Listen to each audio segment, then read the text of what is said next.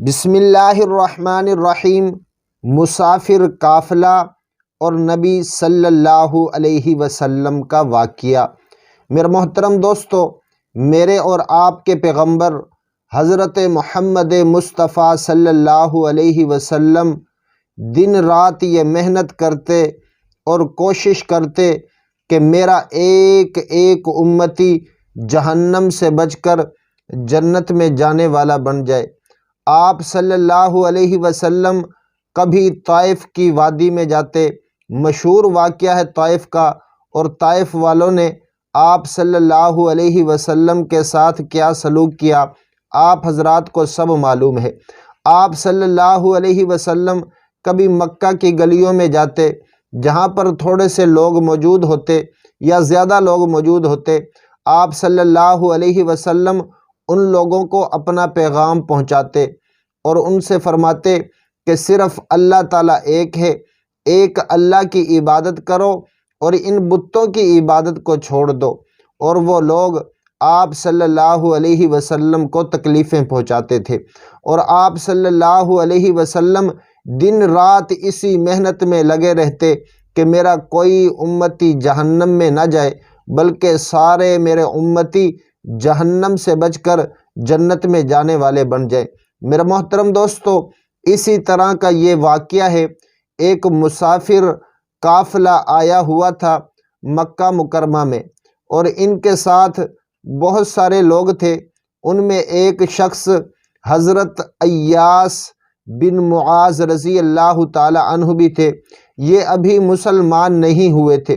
یہ فرماتے ہیں کہ ہم لوگ قریش کے پاس آئے، اپنی قوم خزرج کے لیے حلف کی دوستی کرانے آئے تھے، اور آپ صلی اللہ علیہ وسلم نے جب ان کا حال سنا کہ کچھ لوگ وہاں پر آئے ہوئے ہیں، تو آپ صلی اللہ علیہ وسلم فوراً اس قافلے کے پاس تشریف لے گئے اور ان کے پاس جا کے بیٹھ گئے اور فرمایا، اے لوگو، کیا تم اس بات کو پسند کرو گے جو اس کام سے بھی بہتر ہے جس کے لیے تم آئے ہو؟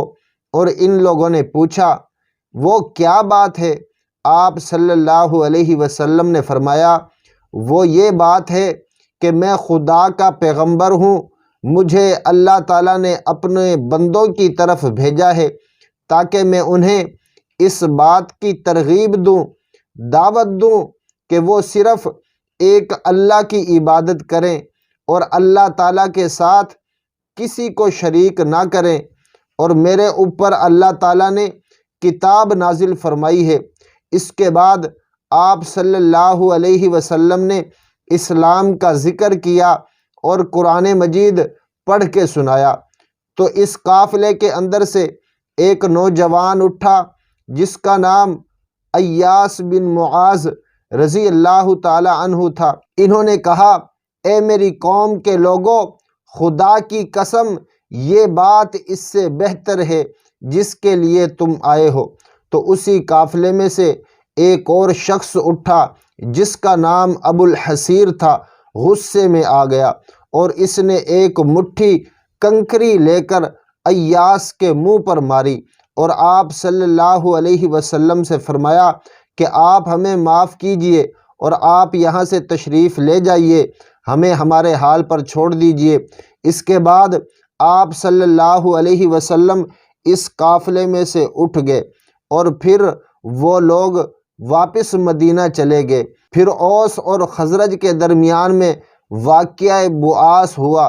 پھر ایاس بن معاذ تھوڑے ہی دن کے بعد انتقال کر گئے۔ محمود بن لبید کہتے ہیں، ان کی قوم کے جو لوگ ان کے پاس اس وقت موجود تھے، یعنی جب ان کا موت کا وقت قریب آیا، اس وقت جو لوگ ان کے پاس موجود تھے وہ لوگ کہتے تھے، ہم نے ایاس بن معاذ سے تکبیر اور تحلیل، اللہ تعالیٰ کی حمد اور پاکی بیان کرتے ہوئے سنا، یہاں تک کہ وہ انتقال کر گئے۔ تو میرا محترم دوستو، یہ تھے وہ نوجوان صحابی حضرت ایاس بن معاذ رضی اللہ تعالی عنہ جنہوں نے اپنے اسلام کو چھپا کر رکھا اور اسی حالت میں ان کی وفات ہو گئی۔ تو میرا محترم دوستو، اگر آپ اسی طرح کی ویڈیو دیکھنا چاہتے ہیں، ویڈیو کو لائک کر دیں، چینل کو سبسکرائب کر دیں۔ اپنا بھی خیال رکھیں اور ہمارا بھی۔ اللہ حافظ۔